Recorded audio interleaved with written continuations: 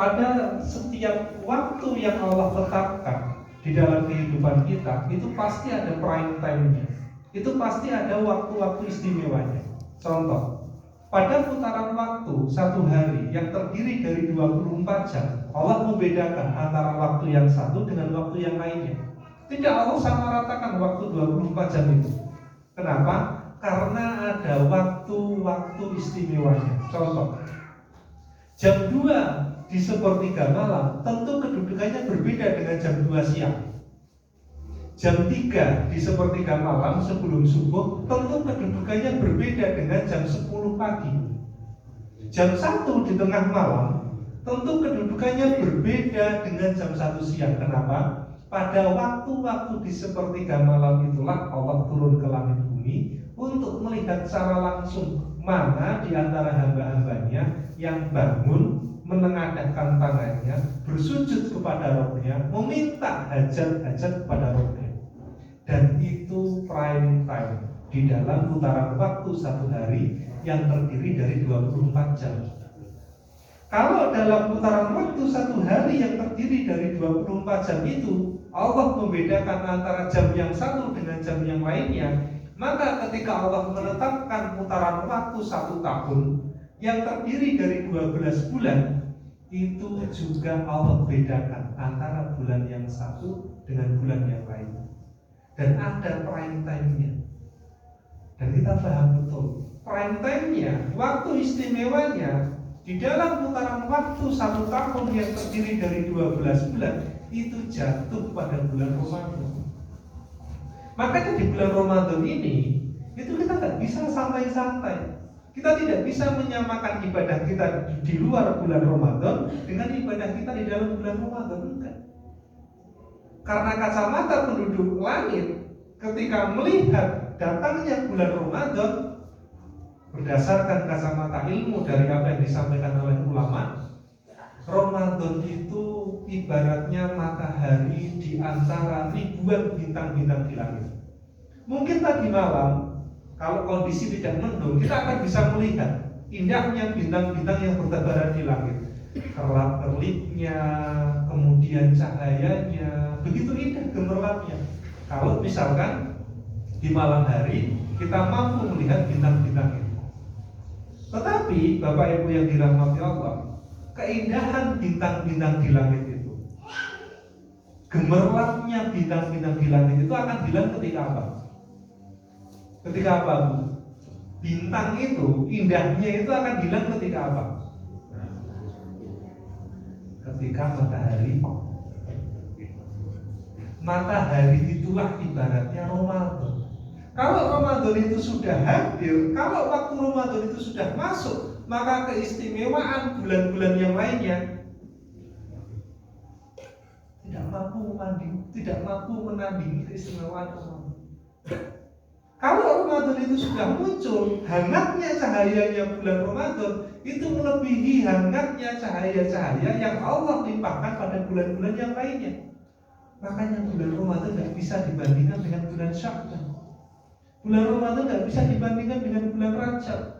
Bulan Ramadan tidak bisa dibandingkan dengan bulan Muharram atau bulan-bulan yang lainnya. Karena Ramadan itu ibaratnya matahari.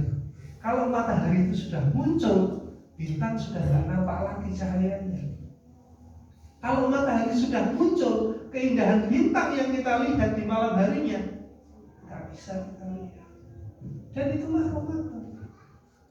Sebagian ulama bahkan menyampaikan untuk memberikan gambaran kepada kita bahwasanya nggak main-main loh sebenarnya. Ketika Allah menyampaikan umur kita sampai dengan bulan Ramadan itu bukan perkara remeh, bukan perkara kecil. Bulan Ramadan itu diibaratkannya Nabi Yusuf di antara 11 saudaranya. Kedudukan seorang nabi dibandingkan dengan 11 manusia biasa itu berbeda. Dan inilah dua gambaran yang ternyata bisa kita ambil sebuah narasi untuk pikiran dan juga hati kita, bahwasannya bulan Ramadan itu keistimewaannya luar biasa. Kalau sudah dipanjangkan umurnya sampai dengan bulan Ramadan, maka setiap perkara-perkara ibadah yang nampaknya kecil Bahkan nilainya kecil di bulan-bulan selain bulan Ramadan itu menjadi besar, menjadi indah ketika itu dilakukan di dalam bulan Ramadan. Makanya sampai-sampai Imam Ibnu Qudamah itu menyampaikan, lagi-lagi untuk memberikan gambaran kepada kita, salah su'amalin la tuzanu bihil mizan.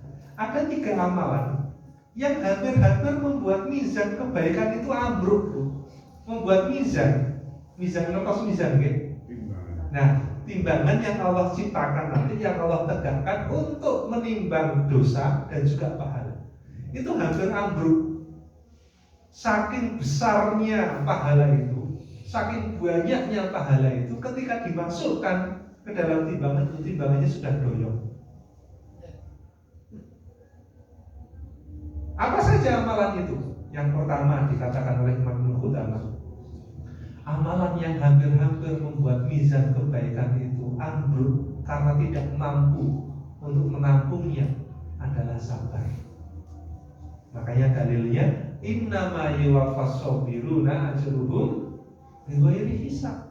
Kalau ada orang yang di dalam kehidupannya ditimpa oleh Allah ujian, ditimpa oleh Allah cobaan, tetapi dia mampu meletakkan husnudzon hanya kepada Allah, ajruhum bighairi hisab. Masalah pahala tak terhingga, tak terhitung. Kata-kata tidak terhitung itulah yang dimaksud dengan Imam Ibnu Qudamah. Ini pahala kalau dilakukan oleh seorang hamba dan kesabarannya diterima oleh Allah, dimasukkan ke dalam mizan. Mizan itu hampir tidak mampu untuk menampung. Amalan pertama dikatakan oleh Imam Ibnu Qudamah. Amalan kedua yang dikatakan oleh Imam Ibnu Qudamah, yang hampir-hampir mizan kebaikan itu tidak mampu untuk menampungnya adalah amalan dari memaafkan. Memaafkan itu ternyata bukan perkara remeh. Memaafkan itu perkara besar dalam kehidupan akhirat. Kenapa? Memaafkan itu berbanding terbalik dengan fitrah kita. Kalau kita disakiti, rasanya kan kita pengen balas. Tetapi memaafkan itu perkara besar. Yang kalau kita lakukan perkara ibadah memaafkan itu diterima, maka amalannya itu hampir-hampir membuat mizan itu tidak mampu untuk menampung. Makanya dalilnya faman afa wa aslaha fa ajruhu ilallah. Barang siapa yang memaafkan, tidak hanya memaafkan, wa aslaha, dan berbuat baik kepada orang yang telah berbuat buruk kepada dirinya, seolah-olah orang itu tidak pernah berbuat buruk kepada dirinya, fa ajruhu ilallah. Masalah pahala sah-sah yang Gusti Allah, Pak. Masalah pahala terserah Allah. Dan itulah 2 amalan pertama yang dikatakan oleh Imam Ibnu Qudamah hampir-hampir membuat mizan kebaikan itu tidak mampu untuk menampungnya. Dan kita paham ya, ada amalan-amalan yang pahalanya itu didetailkan oleh Allah, dan ada amalan-amalan yang pahalanya tidak didetailkan oleh Allah. Contoh, pahala kita melaksanakan sholat duha 2 rakaat, betul nggak pahalanya? Rasul jelaskan secara detail nggak? Rasul jelaskan secara detail, seolah-olah seluruh sendi-sendi di tubuh ini melakukan sedekah. Detail. Orang yang berinfak, orang yang bersedekah dengan hartanya, detail nggak pahalanya? Kelipatannya detail nggak? Detail. Orang yang melakukan sholat jamaah ke masjid, detail. Setiap langkah kakinya, yang satu mengangkat derajatnya, yang satu kemudian menghapus dosanya, begitu detail. Bahkan perbandingan antara sholat jamaah dengan sholat fardu saja, sholat sendirian, itu juga detail. Orang yang melaksanakan sholat tahajud, detail nggak pahalanya? Detail, karena nanti dalam kehidupan surga akan Allah bangunkan rumah-rumah atau kamar-kamar di surga nanti. Begitu detail. Ada amalan-amalan yang Allah detailkan pahalanya, dan ada amalan-amalan yang sengaja tidak Allah detailkan, sebagaimana pahala sabar, sebagaimana pahala memaafkan tadi. Kenapa? Li'adzumin jaza, karena saking besarnya pahala itu sampai sengaja Allah sembunyikan supaya jadi surprise, supaya jadi kejutan. Logikanya begini, Pak. Jangan muda dulu, Pak. Panjenengan saya dan juga panjenengan zaman muda dulu, zaman lagi romantisnya dengan istri. Sekarang masih romantis loh. Dan enggak. Saat ini sak-sake gitu. Zaman riyen kan Masya Allah romantis sekali dengan istrinya. Zaman dulu Pak, zaman romantisnya kita dengan istri kita. Kalau kita mau memberikan hadiah ke istri kita, kalau hadiahnya kecil, disebutkan enggak? Dek, tak kasih hadiah. Apa hadiahnya Mas? Nasi goreng. Disebutkan. Dek, tak kasih hadiah. Hadiahnya apa? Es buah. Dek, tak kasih hadiah. Hadiahnya apa? Hadiahnya cilok, batagor, atau mie ayam. Seorang suami yang memberikan hadiah kepada istrinya, kalau nilainya itu kecil, maka akan disebutkan. Tapi coba di dalam kehidupan rumah tangga kita, suatu ketika kita memberikan hadiah kepada istri yang isinya adalah cincin emas 10 gram, kalung emas 20 gram, anting-anting 5 gram misalnya. Disebutkan enggak? Enggak. Tahu-tahu kita datang ke rumah di dalam kotak, Dek, ini hadiah buat kamu. Isinya apa? Buka sendiri. Kenapa seperti itu? Karena hadiahnya besar, karena hadiahnya bernilai luar biasa. Akhirnya tidak kita sebutkan. Supaya apa? Supaya jadi kejutan untuk istri kita, supaya jadi kejutan untuk anak kita. Misalkan kita memberikan hadiah kepada anak kita. Logika hadiah dalam kehidupan dunia sama dengan logika hadiah dalam kehidupan akhirat. Kenapa Allah tidak detailkan pahala sabar? Kenapa Allah tidak detailkan pahala memaafkan? Supados kula kalian panjenengan makin niku terkejut. Oh, jebul sabarku bernilai pahala luar biasa. Jebul ketika aku memaafkan saudaraku yang telah mendolimiku, Allah memberikan pahala luar biasa. Itu amalan kedua yang hampir-hampir membuat mizan kebaikan itu tidak mampu menampung. Lalu amalan ketiga yang dikatakan oleh Imam Ibnu Qudamah, yang hampir-hampir membuat mizan itu tidak mampu untuk menampungnya karena saking besarnya pahala itu, saking beratnya pahala itu adalah pahala siam kita di bulan Ramadan, pahala puasa kita, dan juga ibadah-ibadah yang kita lakukan di dalam bulan Ramadan. Makanya dalilnya dalam hadis qudsi. Terus nih hadis qudsi nih. Hadis qudsi itu, nah, jadi ada Al-Quran, kalam Allah, firman Allah, ada hadis qudsi, lalu derajat di bawahnya lagi ada hadis biasa. Kalau Al-Quran itu maknanya itu dari Allah, lafadznya juga dari Allah. Maknanya dari Allah, penyusunan kalimatnya, penyusunan katanya itu dari Allah langsung. Kalau hadis biasa, itu maknanya dari Nabi, kemudian penyusunan katanya juga dari Nabi. Berbeda dengan hadis qudsi. Kalau hadis qudsi itu, Allah memberikan makna kepada Nabi, lalu Nabi sendiri yang menyusun kalimat itu. Makanya namanya hadis qudsi, hadis suci. Nah, salah satu tandanya biasanya ada pernyataan-pernyataan Allah mirip firman-Nya Allah. Makanya dalam hadis qudsi dikatakan wa shaumuli wa ana jazibi. Yang namanya puasa itu untukku, kata Allah. Wa ana jazibi, dan aku sendiri yang akan memberikan pahala itu. Saking besarnya amalan ibadah yang kita lakukan di bulan Ramadan, sampai Allah itu menisbatkan puasa itu khusus untuk dirinya. Wa shaumuli, puasa itu untukku, kata Allah. Allah tidak menisbatkan sholat untuknya. Allah tidak pernah menisbatkan haji umrah untuk dirinya, sedekah, wakaf, zakat untuknya, enggak. Tetapi khusus puasa, Allah menisbatkan dirinya. Puasa itu khusus untuk aku, kata Allah. Wa ana jazibihi, dan aku sendiri yang akan memberikan pahala itu. Hadis ini dikomentari ulama. Kenapa ibadah puasa di bulan Ramadan dan juga ibadah-ibadah yang lainnya yang dilakukan seseorang di bulan Ramadan itu Allah sendiri yang akan memberikan pahala itu. Yang pertama, li'adhamil jaza, saking besarnya pahala itu, saking beratnya pahala itu, Allah tidak rela menitipkan pahala itu kepada para malaikat. untuk diberikan kepada hamba-hamba yang berpuasa dan puasanya diterima oleh Allah. Itu yang pertama. Yang kedua, karena malaikat itu tidak mampu untuk mengangkat, menggotong amalan pahala dari puasa Ramadan yang diterima oleh Allah. Saking beratnya, saking banyak, malaikat tidak mampu. Makanya Allah sendiri yang memberikan pahala. Yang ketiga, karena amalan puasa di bulan Ramadan dan ibadah-ibadah lainnya yang dilakukan di bulan Ramadan itu amalan prestisius, Pak. Atau prestisius nih, amalan istimewa. Contoh, kalau Masjid Darussalam ini mendapatkan penghargaan masjid terbaik sewonosobo, tetapi yang memberikan penghargaannya pangapunten, yang memberikan penghargaannya adalah Pak RW. Siapa yang mau berangkat? Udur-uduran, ketua takmirnya aja bukan. Jenengan mawon sing makan, jenengan mawon sing makan. Kenapa? Karena yang memberikan penghargaan itu Pak RW.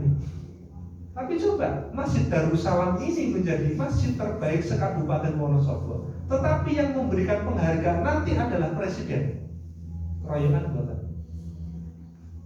Keroyokan. Halo.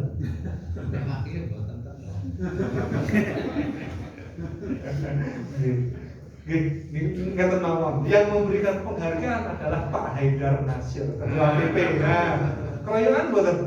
Keroyokan. Ketuane, kudune aku sing mangkat ketuane aku kok.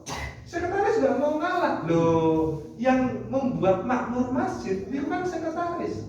Bendahara iki mboten pengen kalah. Sing nyekel duit sapa? Nek ora ono duwite. Apa iso presiden? Apa iso ana kegiatan? Sekali wae rebutan. Sing ngopo kok rebutan? Soalnya penghargaannya prestisius. Kalau dalam kehidupan dunia saja kita bisa memberikan gambaran kepada pemikiran kita. Kalau penghargaan itu diberikan seorang tokoh nasional berarti penghargaannya prestisius, maka dalam kehidupan akhirat nanti kalau ada penghargaan pahala yang Allah langsung yang memberikan, Allah tidak menitipkan kepada malaikat Jibril, Allah tidak menitipkan kepada malaikat Mikail, tidak menitipkan kepada malaikat-malaikat yang lainnya, berarti niku amalan sangar, Pak. Amalan paling keren. Makanya sampai nanti dalam satu hadis dikatakan, ketika manusia itu dikumpulkan, dibangkitkan dari zamannya Nabi Adam sampai dengan orang yang terakhir melihat hari kiamat, itu dibangkitkan, kumpulkan dalam satu tempat. Lalu ada seorang malaikat yang berseru, "Faman ajruhu Allah ayyakum." Ayo, siapa di antara kalian yang ingin mendapatkan pahala langsung? Yang memberikannya adalah Allah. Yang mampu untuk memenuhi panggilan itu, mendekat dari seruan, dari apa yang diserukan oleh malaikat itu adalah 3 orang. Orang yang sabar, husnudzon kepada Allah, orang yang mudah memaafkan, dan orang yang ibadahnya di bulan Ramadan itu diterima sampai menutup pintu langit. Maju ke depan di antara seluruh umat manusia, maju dapat penghargaan langsung dari Allah. Pengen boten?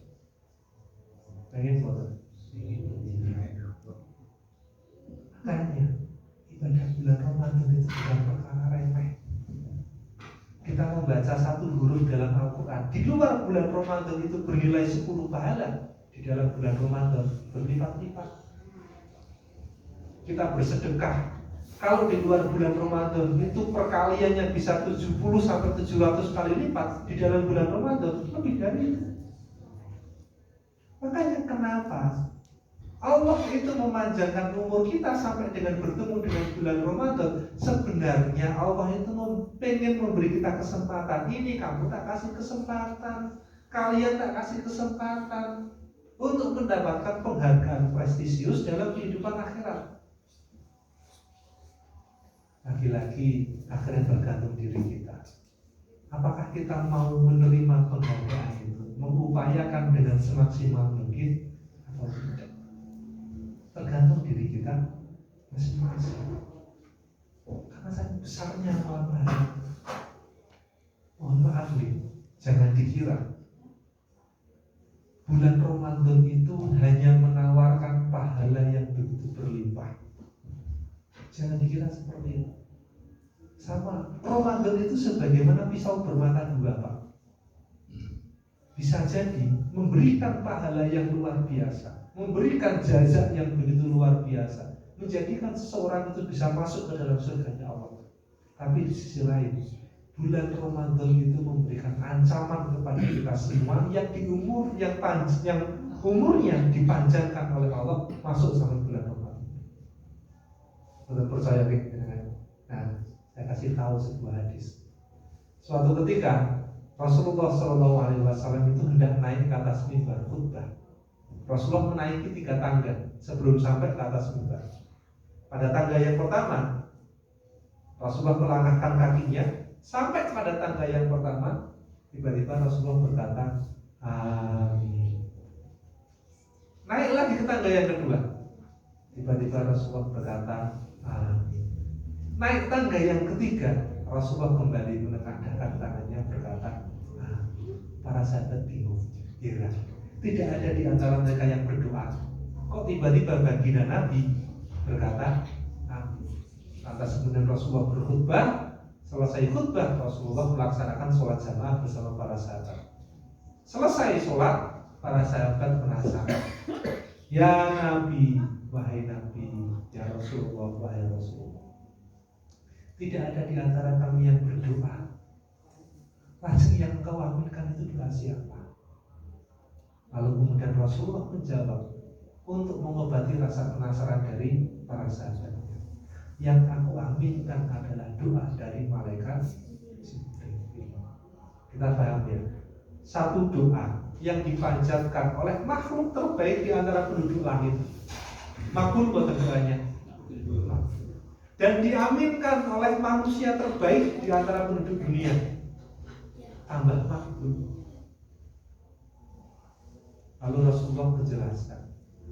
Pada langkah yang pertama, ketika aku berkata amin, malaikat Jibril berkata, rohimah, celaka, ciloko, kecelakaan dalam kehidupan akhirat.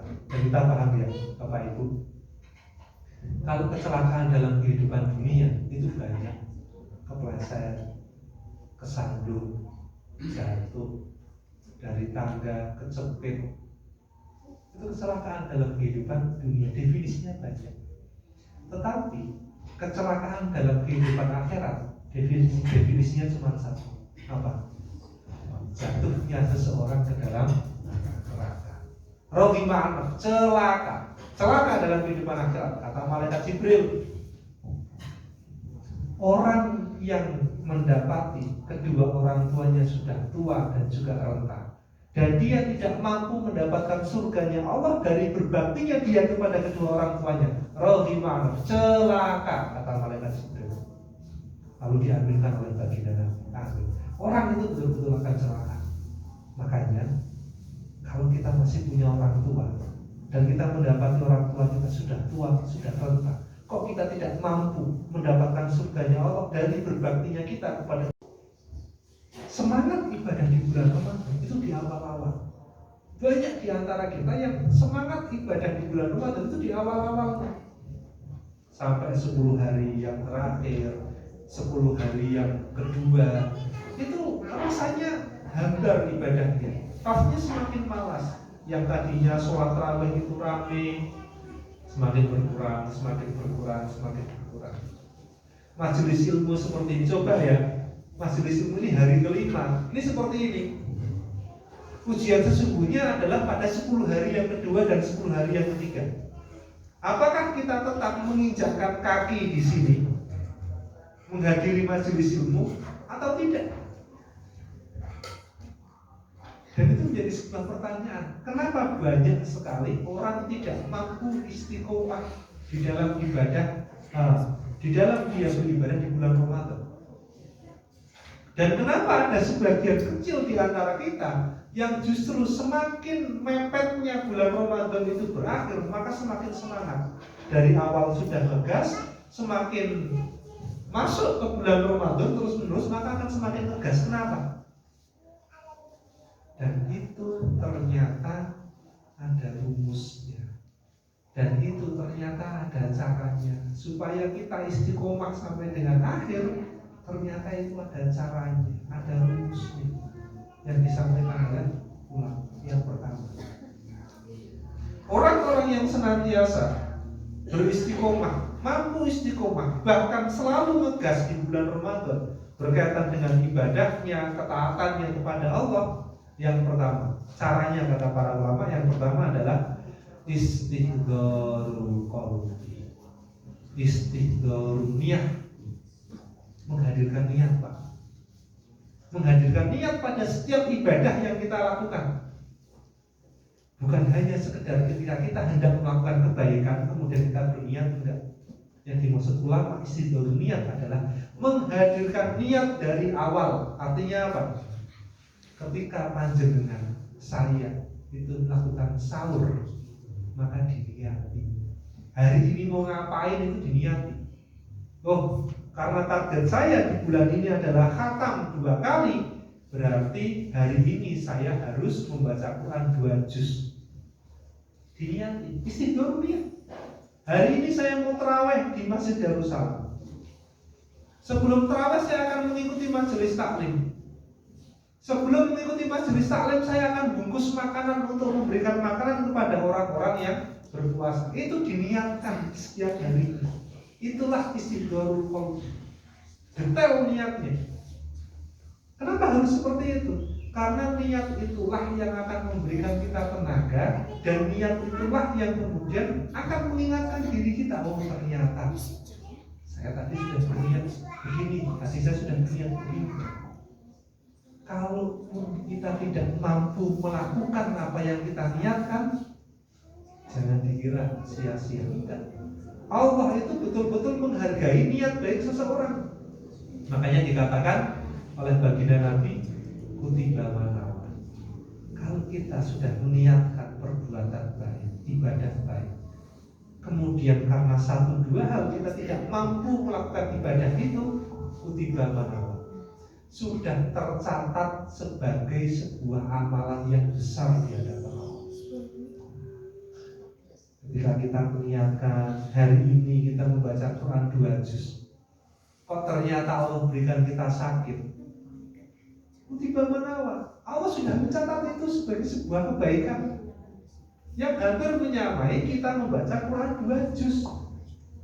Makanya kata-katanya kutiba manawa. Kutiba itu ditulis, manawa, apa yang telah dia niatkan sempurna. Kalau kemudian kita niatkan sholat tarawih jebul-jebul karena 1-2 hal udzur syar'i, kemudian kita tidak mampu beribadah sesuai dengan apa yang kita niatkan, kutiba manawa, sudah tercatat sempurna apa yang kita niatkan. Itulah yang menjadikan seseorang itu pada akhirnya istiqomah. Ketika hari awal sudah ngegas, sampai hari terakhir dia juga akan ngegas. Kenapa? Karena mendetailkan niat. Dan itu bukan perkara remeh. Yang pertama, pertanyaannya, tadi kita sudah niat apa aja? Karena niat itu membuktikan seseorang itu serius atau tidak. Itu dilihat dari niatnya pertama kali. Jangan-jangan ibadah Ramadan kita cuma ikut-ikutan. Akhirnya apa? Akhirnya Allah itu jadi enggan untuk memberikan ampunan kepada kita, untuk membukakan pintu maghfirah kepada kita. Kenapa? Karena kita sendiri gak niat. Kita gak niat menjemput maghfirah Allah. Kita gak niat menjemput keberkahan dari bulan Ramadan. Makanya pentingnya kita berniat setiap hari, mendetailkan niat. Itu semata-mata juga kita menunjukkan kepada Allah, Gusti, saya itu betul-betul pengen menjemput maghfirah. Tak niati baca Quran sehari 2 juz. Tak niati setelah sholat subuh membaca Quran. Tak niati setelah membaca Quran sholat duha. Tak niati setelah duha nanti baca Quran atau zikir dan juga yang lainnya. Dari niat itulah akan kelihatan nanti kualitas dan juga kuantitasnya seseorang beribadah di bulan Ramadan. Makanya detailkan niat itu. Yang pertama. Yang kedua, bagaimana cara kita menjemput keistiqomahan di bulan Ramadan? Setelah kemudian kita memastikan niat kita, menghadirkan hati di dalam setiap ibadah kita, maka yang kedua adalah berdoa yang banyak. Supados Allah itu memberikan keistiqomahan kepada kita. Bukankah kita paham betul dalilnya? La haula wala quwwata illa billah. Gak ada daya dan juga upaya kecuali itu adalah punya Allah. Berarti yang mampu memberikan keistiqomahan, yang mampu memberikan kita tenaga, yang mampu memberikan kita kesehatan, yang mampu mendekatkan kita dengan Al-Quran, dengan masjid, dengan ibadah-ibadah ketaatan lainnya, itu aku Gusti Allah. Bukan dari kita sendiri, bukan. Makanya senantiasa berdoa supaya diberikan keistiqomahan sampai dengan bulan Ramadan itu habis. Dan harus detail berdoanya, ya Allah, saya itu pengen seperti ini, tolong berikan saya kekuatan. Tolong berikan saya kesempatan, ya Allah, saya pengen begini, pengen begitu. Para sahabat saja, kalau berdoa itu detail kok. Para sahabat itu kalau berdoa detail. Hatta syasyari dari kota, sampai masalah sandal jepit pedot, tidaklah para sahabat itu berdoa kecuali kepada Allah. Detail doanya. Sandal pedot dan karo Gusti Allah. Pernah boten jenengan? Sandal pedot nengge wae, mending lunga tuku meneh. Sahabat juga. Minta sama Allah detail. Karena apa? Ad-du'a'u wal ibadah. Yang namanya doa itu ibadah. Semakin banyak berdoa, semakin banyak pahalanya. Dan itu perkara yang paling Allah tuntut. Kenapa? Untuk menunjukkan kebergantungan seorang hamba kepada Rabb-nya, itu dinilai dari doa. Kalau sahabat sampai sendal jepit pedot saja meminta kepada Allah, berarti bergantungnya kepada Allah luar biasa bergantung. Nah ini sahabat-sahabat wanita sama. Sampai garam uyah, tidaklah para sahabat wanita itu memakai uyah garam untuk masak, akhirnya kan berkurang. Tidaklah mereka meminta supaya garam itu menjadi penuh lagi, kecuali kepada Allah. Loh, dengan masak bedinten ageng uyah, belum kalian Gusti Allah betul.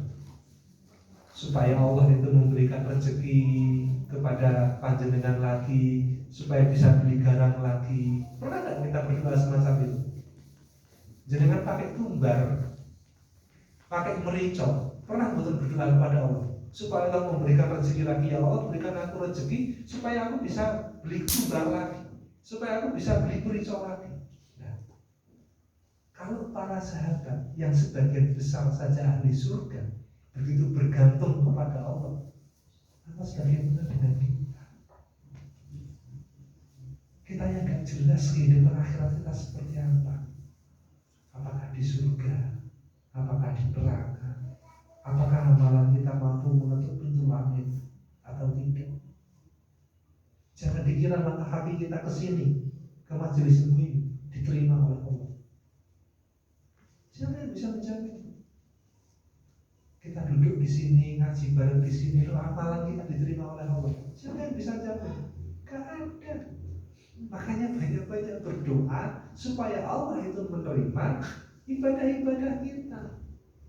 Makanya para sahabat itu ketika membagi 2 waktu dalam 1 tahun, para sahabat itu berkaitan dengan Ramadan, gitu. Tapi ini bisa kita tarik pada satu kesimpulan ibadah. Para sahabat itu membagi waktu di dalam 1 tahun berkaitan dengan Ramadan itu menjadi 2. 6 bulan sebelum Ramadan dan 5 bulan setelah Ramadan. 6 bulan sebelum Ramadan tidaklah para sahabat itu berdoa kecuali supaya dipertemukan umurnya dengan bulan Ramadan. Nah, menghadirkan niat itu sudah 180 hari sebelumnya. Dan menghadirkan niat lagi ketika sudah masuk di bulan Ramadan. Waktu yang kedua, 5 bulan setelah Ramadan. Tidaklah para sahabat itu berdoa kecuali doa yang paling dilazimi adalah supaya amalan-amalan yang mereka lakukan di bulan Ramadan itu diterima oleh Allah. Di sini menunjukkan para sahabat pun meskipun predikatnya adalah ahli surga, predikatnya adalah radhiyallahu anhum wa radu anhu, Allah itu ridho kepada mereka dan mereka ridho kepada Allah, tetapi tetap mereka merasa ibadah iki ojo-ojo ora ditampa karo Gusti Allah. Akhirnya memperbanyak doa supaya ibadahnya diterima oleh Allah, memperbanyak doa supaya diberikan keistiqomahan di bulan Ramadan. Itulah sifat ahli surga. Selalu berharap kepada Allah, bergantungnya banget kalau sama Allah. Itu yang kedua. Yang ketiga, yang menjadikan seseorang itu mampu untuk istiqomah menjalani ibadah-ibadah rutin secara maksimal di bulan Ramadan adalah setelah berniat, mendetailkan niat, setelah banyak-banyak berdoa, maka dia harus banyak-banyak bertaubat dan juga beristighfar. Kenapa? Karena dosa itu yang akan menghilangkan kenikmatan ibadah. Kenikmatan ibadah itu bisa hilang ketika apa? Ketika kita banyak dosa. Contoh, kalau orang itu terbiasa minum khamr, minum minuman keras, khamr, bir dan juga yang lainnya alkohol, terbiasa dia dengan minuman-minuman seperti itu. Kalau disuguhi air putih, disuguhi teh, kopi, susu, nggak terasa lagi nikmatnya. Baru senang, baru bahagia kalau disuguhi logika pertama, logika kedua. Ini katanya masya. Bapak Ibu yang dirahmati Allah, karena sudah hampir adzan gitu. Masya Allah. Akan kita lanjutkan di lain kesempatan. Dan jadi tafsir kata ini, Masya Allah. Tapi semoga di lain waktu kita bisa menyambung apa yang kita bahas. Astagfirullahaladzim, segala kesempurnaan adalah milik Allah, kekurangan adalah dari diri saya sendiri. Wassalamualaikum warahmatullahi wabarakatuh.